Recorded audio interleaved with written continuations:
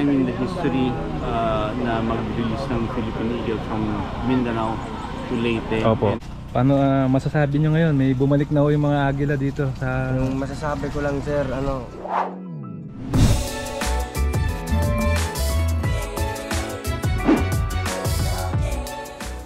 Hindi naman babagsak yun. Hindi mo ibabato yun, di ba? Balalapag lang. Sila magde-decide yung ano, yung caretaker. So mga kasama kapit lang at makasaysayan ng ano na to. Lalapag muna yun. Magre-repopulate ng Haring Ibon. Paparami ito. Ayan na! Ayan na! Ayun na. Ayan na! Nawirdohan siya. Ayun na. Akala niya kakain siya. Oo. Pero ano yan? Mamaya-maya. Yun! Na. Wow! Yay! Wow, nasaan na siya? Wow, yun. Yun, dumapo sa nyog. Dumapo sa nyog. Yun siya oh. Ang galing. So yan mga kabayan, ito naman si Uswag. Pelikula ni Richard Gomez. Nauna si Carlito. So ito naman si Uswag. So ayan mga kabayan, muli. Ito na yung pangalawang Philippine Eagle. Sabi silang malapit sa plot. Ito naman si Uswag. Kanina si Carlito, no? Carlito. Ngayon si Uswag na. Sana maganda yung take.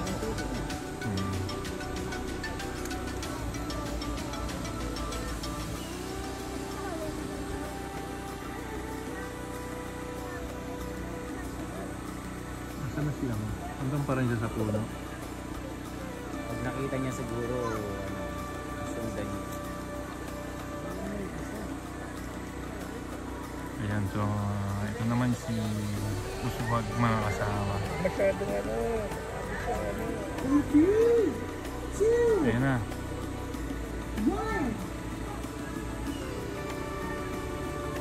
Ayan na, pa. Ang laki pala niya. Wow, sabi ko sa'yo. Kitang-kita mo talaga, no? Ang ganda nila.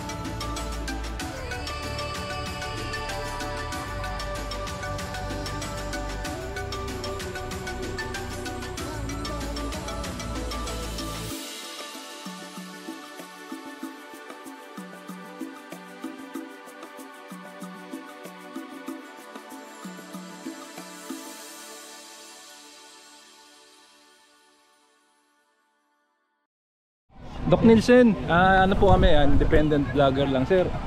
Bilang ano po, no, matagal na po sinusubaybayan sa mga ganito environment. Ano pong masasabi nyo na introduce ang dalawang Philippine Eagle muli sa Leyte Island?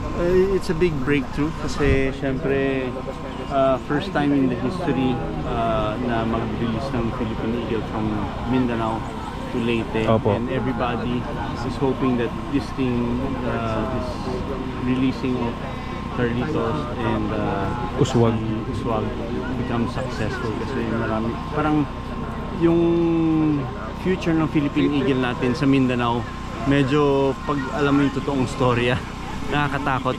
You will feel like we will lose them in the next 10 years. But this move of the Philippine Eagle Foundation is, it looks positive kasi it's a new area for the younger Philippine Eagles to multiply. Opo. Anong tingin niyo po yung paano masasabi niyo ngayon? May bumalik na ho yung mga agila dito sa... Yung masasabi ko lang sir, masayang masaya kami dahil sa lahat ng lugar dito yung napili. Opo. Tapos kami ay masaya dahil ito ang napili, tapos alagaan namin. Kasi yung Philippine Eagle, yan ang king na ibon. Tapos yun lang sir. Haring ibon siya, oh. Tsaka siya yung haring ibon, tapos ibang klase. halatang ano, siya yung simbolo rin ng bansa eh. Oo. Kumbaga Siya yung kayamanan siya. Oo. Sige sir, thank you. Kayo sir, ano po masabi nyo at meron pong pambansang kayamanan dito ng Philippine Eagle sa inyong lugar? Daking salamat. Nakaka-proud po, parang ganun. At napili rin nyo yung lugar nyo, no? Sana ho dumating pa yung mga sunod na saling lahi, marami na tayong makitang lumilipad-lipad. Ano sir? Pag isang taon may pakawalan na rin dito na agila. Ay, may dadagdagan pa sila. Ayun. Bale mga 5 siguro. Lima. Tsaka sure ball protected area yata ito, sir, no? Protected area. Kami kasi yung magbabantay yan. Apo. Mga 5 years. Magbabantay namin. Tsaka sir, saludo rin sa inyo, ah. At hindi rin madaling bantayan yung ganito kalaking lugar na Kailangan, kapag magbantay ka sa ganitong lugar, kailangan alam mo yung ano, pasikot-sikot. pasikot-sikot, Oo. mga pangalan ng tubig, Mm. at saka malalaman mo, alamin mo rin yung mga tao na pumupunta dito. Opo. Alam, Baka barlin yan. oo baka nga. ano, Yung nakakalungkot to, yung nabalitaan ko yata na bigla na lang binaril yung agila. Parang uulamin. Ang dahil naman pwedeng ulamin yung agila. Ulamin. Sosyalin ba yun, no?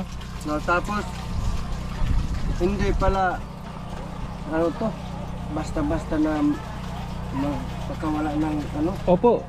Kasi itong, Imaginein mo yung ganito, napakaraming tao, tapos ibang-iba pang lugar, ano sir, tapos no? mga mataas pa, Nandito yung ibang ambasador, no? mga mayor, ganun. Ano po kasi itong agila na ito, napanood ko lang din sa YouTube ba o ano. Mahirap, matagal siyang dumami. Isang itlog lang. Sipin nyo isa lang, tas pwede pang mamatay yun. Oo. So talagang kailangan siyang parami. Sir, thank you very much at muli saludo po sa inyo. Mga kasama natin dito sa Buracan Leyte. Thank you po, sir.